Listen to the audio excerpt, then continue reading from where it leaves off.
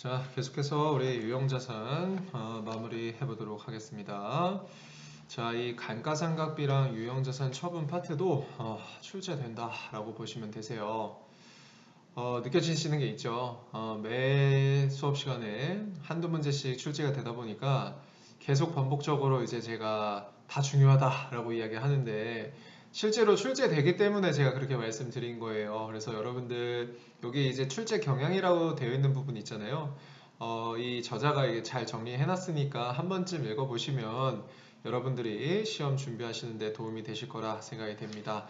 자, 그러면 우리가 밑으로 내려가셔가지고 감가상각비부터 보도록 하겠습니다. 여러분들 감가상각비라는 거는 일단 스타트가 이거죠. 감가상각비라는 것은 회계에서 임의적으로 완벽하게 정확하고 일치하는 건 아닙니다. 임의적으로 수익과 비용의 적절한 대응을 위해서 이 고가로 취득한 유형자산, 뭐 고가든 아니든 어쨌든 유형자산의 취득 원가를 일정 기간의 이 합리적인 방법으로 결국은 이제 배분하면서 비용화 시켜 나가는 과정이다라고 생각하시면 됩니다. 아시겠죠? 자, 이 감가상각비 회계 처리는 도대체 어떻게 하느냐 넘겨서 보면 실질적으로 감가상각이라는 건 그 유형자산의 가격을 줄여나가는 과정이다라고 말씀드렸잖아요. 그래서 직접 차감하는 방법이 있을 수 있고 차감적 평가 계정을 사용할 수 있는 방법이 있을 텐데 우리는 당연히 어떻게 쓰고 있겠어요? 이 차감적 평가 계정을 사용하면서 감가상각비를 인식한다라고 생각하시면 됩니다. 그 이유는 이렇게 생각하시면 되겠죠. 시당초에 내가 얼마에 취득했는지 그 취득 원가와 지금까지 감가상각이 얼마 됐는지 그 두 가지 다 이 정보 이용자에게 이 유용한 정보이기 때문에 두 가지 정보를 다 제공하는 것이다 라고 생각하시면 됩니다. 자, 감가상각비라는 것은 과연 우리 프로그램에는 어떻게 입력을 하느냐. 감가상각도 마찬가지로 예를 들어서 각각의 자산이 있을 거잖아요. 자, 한번 올려보면 뭐 건물이라든지 기계장치라든지 이렇게 각각의 그 유형자산이 있을 텐데 짝이 맞는 감가상각비가 있어요. 감가상각 누계액이. 그렇기 때문에 여기 그 프로그램을 한번 보여드릴게요. 자, 일반 전표 입력 들어가셔가지고 자, 그냥 뭐 임의로 11월 20일이라고 하고요. 그 다음에 대변에 감가 자, 계정 과목을 검색을 해봅시다. 감가상각 누계액 이렇게 쳐보잖아요. 그러면 다음처럼 뜨게끔 된다라는 거야. 여기 보시면 여러분들 참고에 뭐 설비장치부터 해가지고 미착기계라고 되어 있는데 각각의 자산에 세트되는 감가상각 누계액을 찾아서 예를 들어서 건물의 계정 과목은 2022번이거든요. 만약에 건물의 감가상각비를 우리가 계산을 한다라고 한다면 실제 여러분들이 감가상각비를 계산하고 그 감가상각 누계액은 건물 202에 맞는 203을 여러분들이 입력을 하셔야 된다. 이 프로그램에서는 제가 누누이 말씀드리지만 이 짝을 찾아 주셔야 여러분들 재무제표에 건물 밑에 감가상각 누계 그 차감적 계정이 각각에 잘 따라가게끔 된다라고 생각하시면 됩니다. 당연히 여러분들 시험에서 실제 203을 입력해야 되는데 여러분들이 만약에 196번을 입력했다라든지 다른 코드를 입력했다 무조건 감점이다 라고 생각하시면 되세요. 자, 다시 교재로 넘어오셔가지고요. 마찬가지로 제조원가와 판매관리비는 나누셔야 되는 게 맞는 게 같은 자동차 차량 운반구다 라고 생각을 해볼게요. 같은 차량 운반구에 따른 감가상각비라고 하더라도 공장에서 쓰는 차량이라든지 이 본사에서 쓰는 차량이라든지 같은 차량 운반구로 기록이 되어 있겠지만 보여드릴까요 또? 자, 예를 들어서 자,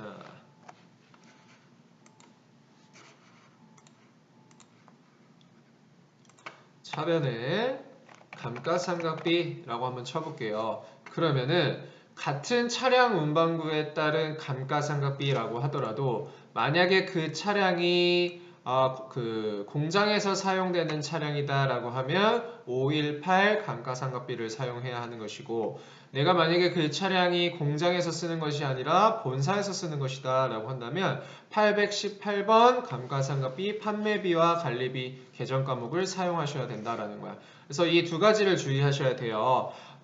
제조원가와 판매비와 관리비 나누는 거, 그 다음에 감가상각 누계액이 각각의 계정 과목에 세트로 묶여 있는 건지 보시면 됩니다. 자, 그 다음에 교재 다시 넘어오셔가지고 넘어가도록 하겠습니다. 요건 한번 실제 실무 기출 확인 문제는 여러분들이 풀어보시면 되고, 자, 다음에 나와 있는 이 감가상각 방법은 이론 문제에서 출제가 된다라고 생각하고 접근을 하시면 되는데, 다행히 우리 전산 자격증에서는 계산 문제라고 하더라도 이런 거야말로 정말 계산 문제죠. 이런 거야말로 계산 문제인데, 이 계산 문제가 1분을 넘지 않게끔 출제를 하기 위해서 굉장히 간단하게 출제를 하고 있어요. 그래서 아까 말씀드린 것처럼 전산 자격증에서의 계산 문제는 여러분들이 스킵하실 문제가 아니라 다 푸실 수 있는 문제다. 근데 물론 시간을 재봤는데 이게 1분이 넘어갈 것 같다 라고 하는 부분들은 과감하게 스킵은 하셔야 돼요. 근데 여러분들 같은 경우에는 손이 조금 빠르고 당연히 컴퓨터와 익숙하다 보니까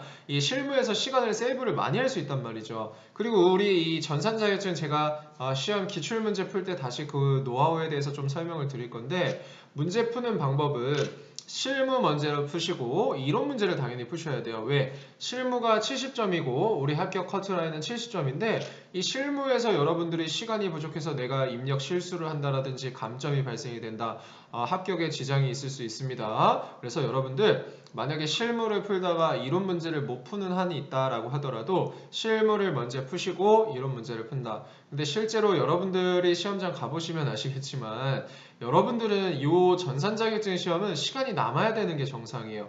만약에 나 시간이 안 남았다. 그거는 공부를 안 하셔가지고 시험장에서 공부를 하는 상황인 거죠. 그렇기 때문에 이 시험은 좀 시간에 대한 압박은 없지만 타 시험 같은 경우 뭐 여러분들 자격증 시험에 뭐 우리 세무사회에서 주관하는 세무회계 시험이라든지 뭐 재경관리사 3일회계법인에서 주관하고 있는 재경관리사라든지 여러분들이 많이 준비한다라고 제가 알고 있는데, 그런 시험들 같은 경우에는 시간이 조금 부족할 수도 있어요. 그랬었을 때 이 감가상각 문제가 나왔다. 그러면 문제를 쫙 훑어보시고 이거 1, 2분 안에 못 풀겠는데 하면 과감하게 스킵하셔야 돼요. 무슨 말인지 아시겠죠? 근데 우리 전산 자격증은 간단하게 나온다 라고 보시면 됩니다. 자, 첫 번째 정액법이라는 것은 일단 감가상각이라는 것을 어떻게 내가 먼저 취득원가를 아셔야 되는 것이고, 잔존가치라는 것을 아셔야 돼요. 잔존가치라는 건 뭐예요? 내가 만약에 기계장치다 라고 했었을 때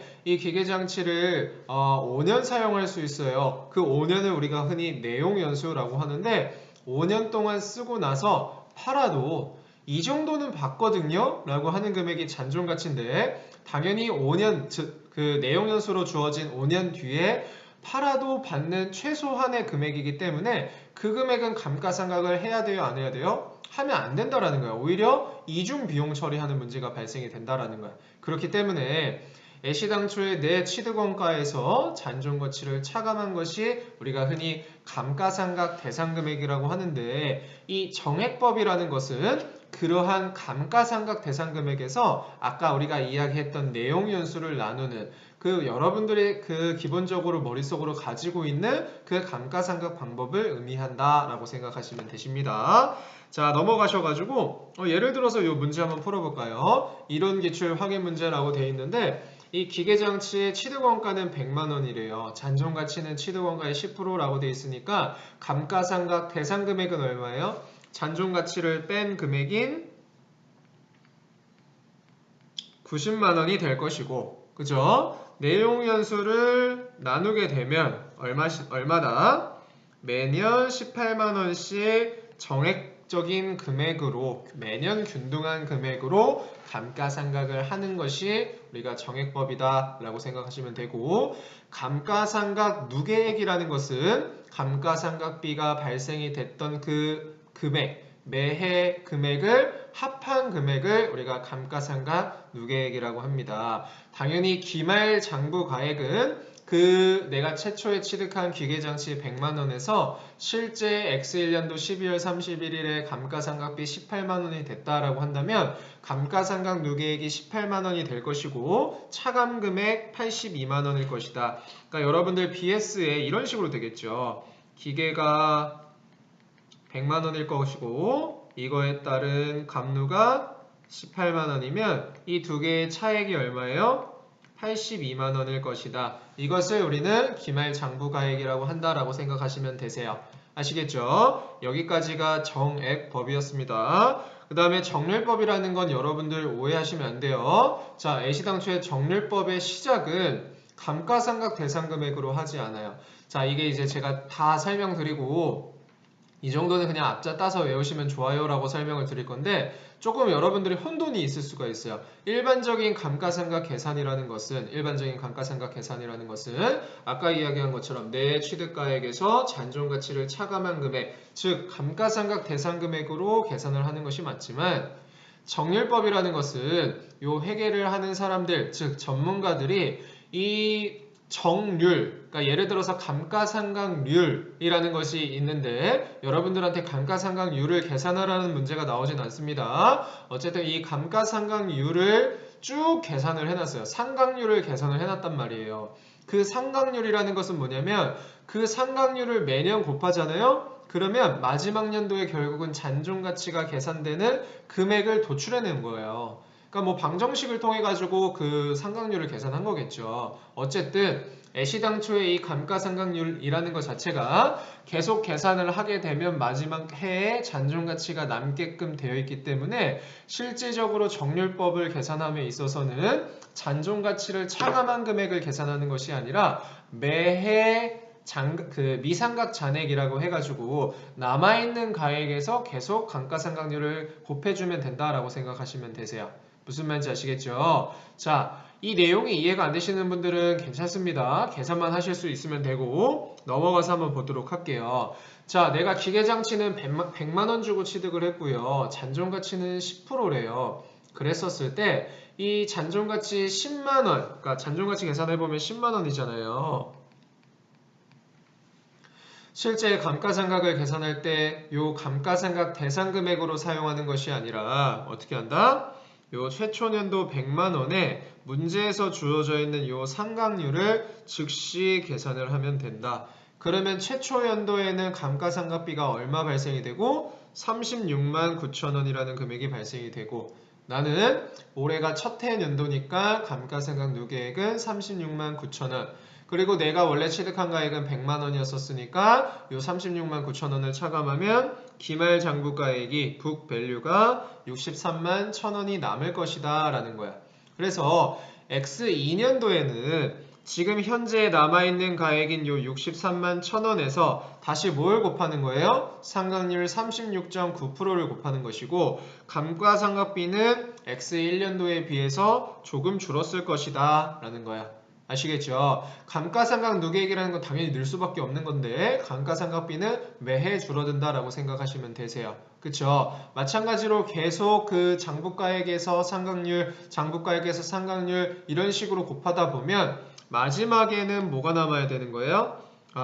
잔존가치인 10만 원이 남게끔 계산이 될 거다라는 거야. 이러한 상각률을 실제 계산해낸 것이고 여러분들 보고 상각률을 계산하라는 문제는 없으니까 고민하지 마시고 정률법은 감가상각 대상금액이 아니라 그 전해 기말 장부가액에서 바로 그 상각률을 곱한다라고 생각하시기만 하시면 됩니다. 아시겠죠? 쭉 넘어가도록 하겠습니다. 정률법의 특징은 간혹 객관식 시험 문제로 많이 나와요. 자, 이 미상각 잔액에서 감가상각률을 곱하기 때문에 당연히 매년 감가상각비는 어떻게 되겠어요? 매년 감소할 수밖에 없고 이를 우리 회계에서는 체감잔액법이라고 한다. 그러니까 일반적으로 우리가 취득 초기에는 사용량이 많고 그쵸? 사용량이 많고 그거에 따른 수선비가 들 수가 있다 없다? 이런 거죠. 예를 들어서 X1년도, X2년도, X3년도 쓴다라고 생각을 해보세요. X1년도 내가 처음 샀어요. 그러면은 기타 판매비와 관리비가 들 수가 있어요? 없어요?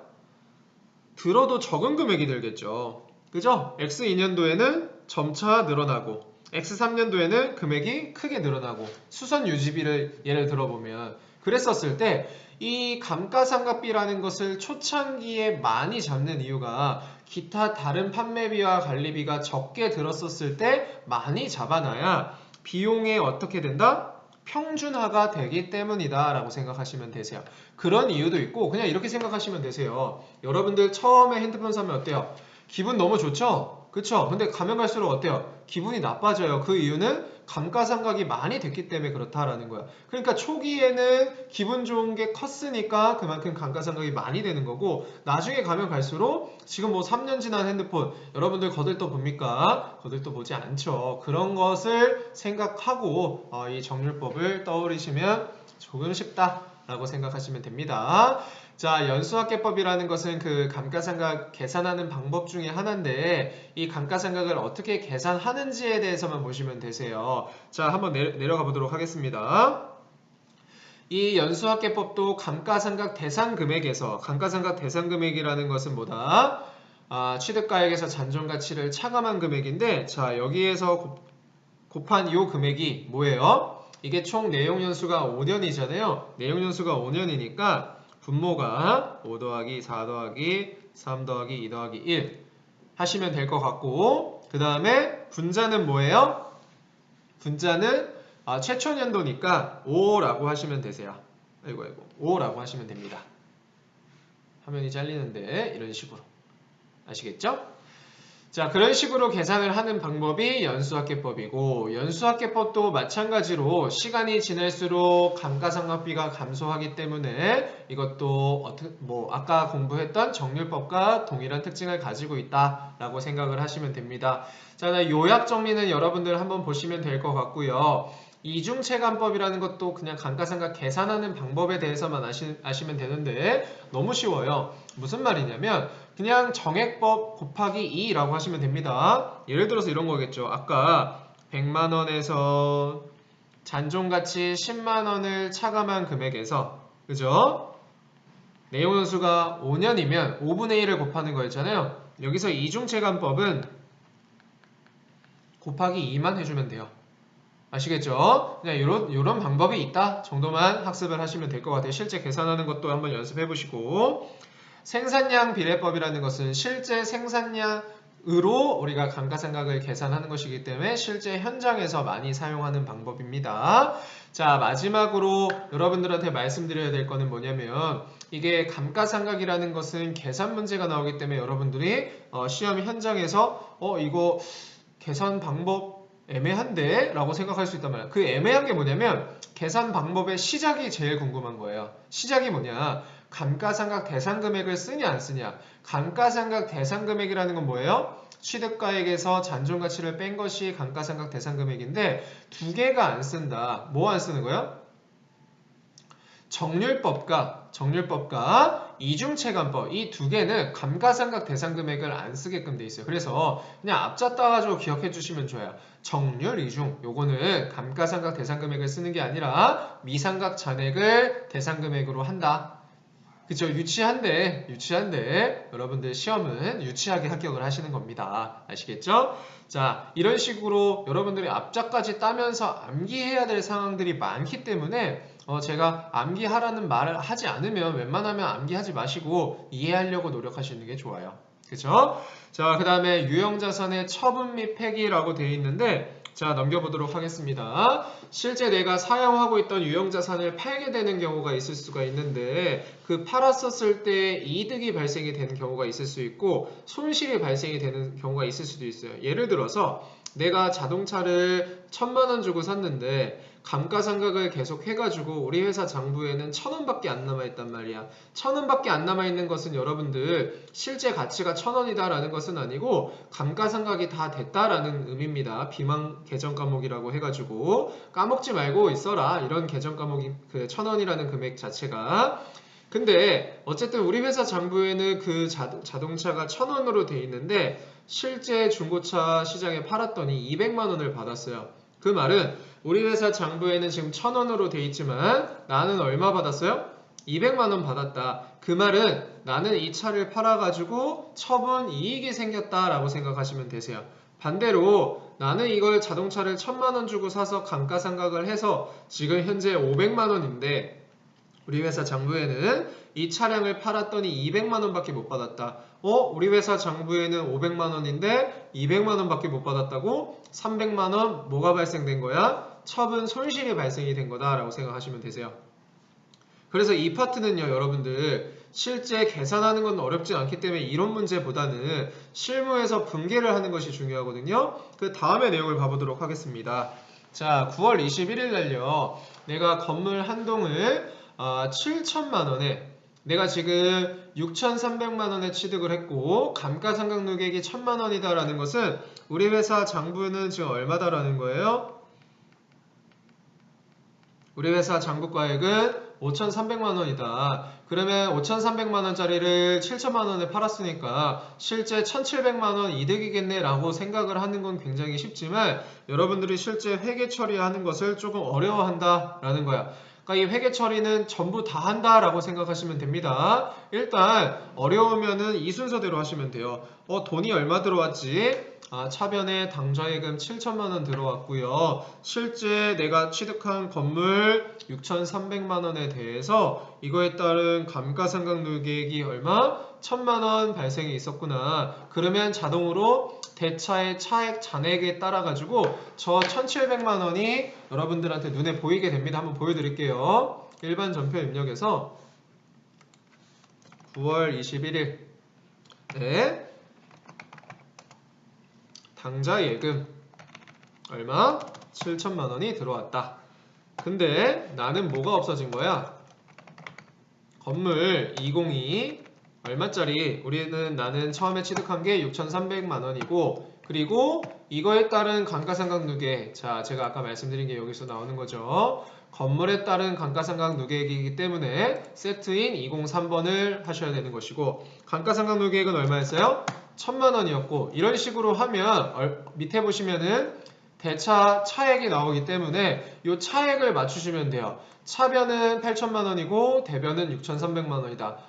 대변이 비었네. 대변이라는 것은 수익이었지? 수익 얼마? 유형자산 처분 이익 1,700만 원 이런 식으로 순서에 맞춰서 분개를 하시면 된다. 지금 제가 이야기한 순서가 여러분들 좀 헷갈리시면 여러분들 방식대로 하시면 되는데 실제 이 순서대로 하셔야 여러분들 그 의식의 흐름과 일치한다라고 생각하시면 됩니다. 자, 물론 교재에서 반대의 내용 처분가액보다 장부가액이 큰 경우 당연히 유형자산 처분 손실이 발생이 되는 것이고 마찬가지로 이 회계 처리도 여러분들이 하시면 좋을 것 같아요. 자, 유형자산 폐기라는 것은 반대의 의미죠. 내가 가지고 있었던 게 그냥 폐차한다라든지 실제 별도의 돈을 받지 않고 또는 반대로 내가 폐차 수수료가 발생이 된다라든지 이랬었을 때는 일반적으로 처분 손실이 발생이 될 건데 이 처분 손실에 뭐까지 포함을 해야 된다? 내가 그것을 폐기했었을 때까지 들었던 비용까지도 전부 다 처리하시면 된다. 이것도 마찬가지로 이 실무기출 확인 문제를 바탕으로 여러분들 문제를 한번 풀어보시면 좋을 것 같습니다. 실제 문제를 풀어보라는 소리는 프로그램에 직접 입력을 해보셨으면 좋겠다 싶어서 제가 말씀을 드린 거예요. 마찬가지로 이론기출 공략하기 문제는 쭉 풀어보시고 쭉 넘어가도록 하겠습니다. 자, 무형자산은 출제가 되면 유형자산 파트는요, 여러분들 이론 문제, 실무 문제 다 출제가 된다라고 생각하고 접근하시면 되시고 무형자산 파트는요, 이론 문제에서 출제가 된다라고 생각하고 접근하시는 게 좋아요. 물론 실무 문제 나올 수도 있지만 상대적으로 어떻게 이론 문제에서 많이 출제가 된다. 그리고 무형자산 파트는요, 출제되는 내용이 딱 하나 있어요. 그 내용 위주로만 보시면 됩니다. 자, 한번 내용을 같이 한번 보도록 하겠습니다. 자, 우선적으로 무형자산이라는 것은 형태가 없고 내가 사용하는 자산인데 시당초에 형태가 없기 때문에 우리 회사 재무상태표에 인식을 하는 거에 자체가 어렵다라는 거야. 그래서 우리 회계는 좀 보수적이잖아요. 그래서 무형자산, 형태가 없고 내가 사용한다라고 해서 전부 다 우리 무형자산으로 등재해 주는 건 아니고 다음의 요건을 반드시 충족을 시켜야 된다. 자, 첫 번째로는 형태가 없기 때문에 우리가 실제적으로 식별 가능해야 된다라고 하는 것이고 두 번째로는 그 기업이, 그 무형자산을 보유한 기업이 독점적으로 통제할 수 있어야 합니다. 자, 세 번째로는 이러한 무형자산을 바탕으로 이것은 자산이기 때문에 자산의 인식 요건인 미래 경제적 효익이 존재하여야지만 어떻게 한다? 무형자산으로 인식한다. 여러분들 뭐 코카콜라의 그 상표권이라고 그 상표권 중에 뭐 이런 것 중에 제일 타이트한 게 뭐가 있어요, 여러분들? 디즈니랜드랜다. 디즈니잖아요, 디즈니. 그죠? 여러분들 디즈니의 뭐 노래라든지 이런 거 SNS에서 함부로 사용하면은 고소당하기 딱 좋습니다. 그죠? 그랬었을 때 이 디즈니 노래 있잖아요. 실제 형태가 없는 거잖아요. 교수님 잘 들리는데요? 그게 아니라 지금 여러분들이 막 만지거나 이럴 수는 없잖아요. 하지만 이 디즈니라는 거를 우리는 인식을 할 수 있어요. 식별 가능해요. 그리고 디즈니 그 회사에서 이것을 사용하면 법적인 권리가 있기 때문에 통제를 할 수가 있습니다. 그리고 디즈니 회사는 그걸 바탕으로 수익을 창출하고 있겠죠. 그래서 이런 것들을 우리는 무형자산이라고 합니다. 자, 넘어가셔가지고요. 일반적인 무형자산의 그 종류가 나오는데 다른 것들은 뭐 크게 뭐 중요하지 않고 여러분들 읽어보시면 다 이해가 되지만 영어권의 첫 번째 줄 끝에 보시면 기업회계 기준은 타인으로부터 구입한 영어권만 인정한다라는 것은 무슨 말이냐면 제가 만약에 제 사무실 김선일 세무회계사무소를 다른 사람한테 팔았다 라고 하면 보통은 재무상태표에 나와 있는 거 자산부채 자본, 자산에서 부채를 뺀 금액이 순자산이 될 거고 그 금액을 보통은 지급을 해야겠죠. 근데 순자산이 1억인데 어떤 회사에서 저를 인수할 때 기분 좋은 상상을 해봅시다. 순자산은 1억인데도 불구하고 20억에 산대요. 와, 20억에 사면 너무 기분 좋겠죠. 그러면 순자산 1억을 제외한 19억이 뭐가 되는 거예요?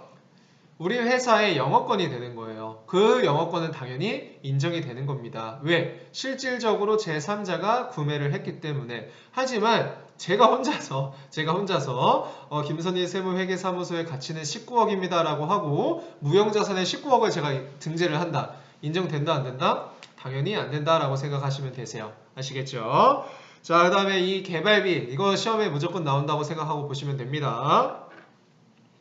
일반적으로 우리 연구 개발 단계는 연구 단계를 거쳐 가지고 개발 단계를 거쳐 제품화 된다라고 생각을 해보시면 될 것 같아요.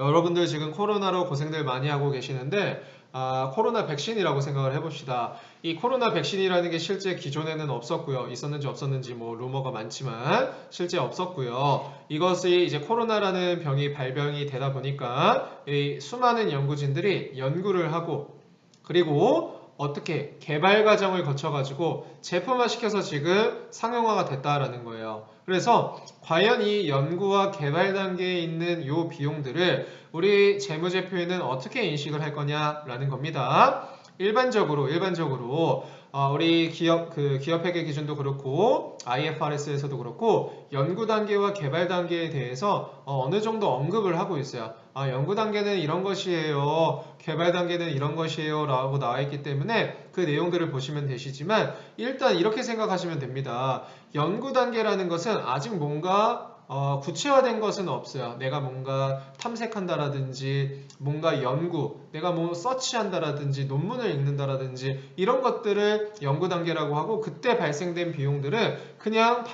판매비와 관리비로 처리를 하게끔 돼 있어요. 그리고 나서 뭔가 조금 가시화돼서 야 오케이 우리가 백신 한번 만들어보자 개발 단계에 돌입을 해가지고 실제 제품을 한번 상용화 해봤다라든지 실제 제품을 만들고 있다라든지 이런 단계는 개발 단계라고 이야기를 하는데 이러한 개발 단계에서의 비용은 어떻게 모두 다 무형자산으로 인식하는 것이 아니라 무형자산 인식 요건에 충족하면 무형자산 그게 아니면 비용 처리한다. 그러니까 여러분들 일단 이렇게 생각하시면 되겠죠. 연구 개발비 같은 경우에는 연구 단계, 개발 단계 둘 다 원칙은 판매비와 관리비라고 생각하시면 되시지만 뭔가 도출되고 있는 이 개발 단계에서 이 비용들이 무형자산 인식 요건에 충족한다라고 한다면 무형자산으로 인식한다라는 것까지 보시면 될 것 같아요. 자, 그래서 내용 쭉 읽어보시면 될 것 같고요. 자, 무형자산의 상각은 여러분들 유형자산 편이랑 거의 동일한데 요거 좀 특이점이 있습니다. 무형자산 같은 경우에는 유형자산은 그렇게 안 돼 있어요. 무형자산은 저 감가상각 뭐 하죠? 원래는 그 기업이 정액법이 유리하거나 정률법이 유리하거나 우리 회사는 좀 정률법이 맞는 것 같은데요. 우리 회사는 생산량 체감법이 맞는 것 같은데요. 이러면은 각각의 방법을 선택하게끔 돼 있는데 만약에 무형자산 같은 경우에 저는 도저히 어떤 방법을 써야 될지 모르겠어요 라고 하면 회계에서 야 그러면 정액법 써 라고 기준이 돼 있습니다. 조금 특이한 거니까 우리 객관식 시험에서도 많이 출제가 됩니다. 그리고 우리가 유형자산 편에서는 감가상각 누계액이라는 이런 차감 계정이라는 것을 사용했는데 무형자산이라는 것은 그런 게 없이 직접 차감한다 라고 생각하시면 되세요. 그래서 이 두 가지 방금 말씀드린 두 가지는 유형자산과의 차이점이니까 그 차이점은 여러분들이 기억해 두시는 게 우리 시험에서 출제가 자주 되고 있으니까 중요하다라고 생각하시면 될 것 같아요. 자, 그래서 여기까지가 무형자산이었고 다음 시간에는 기타 비유동자산부터 시작해가지고 계속 학습을 해보도록 하겠습니다.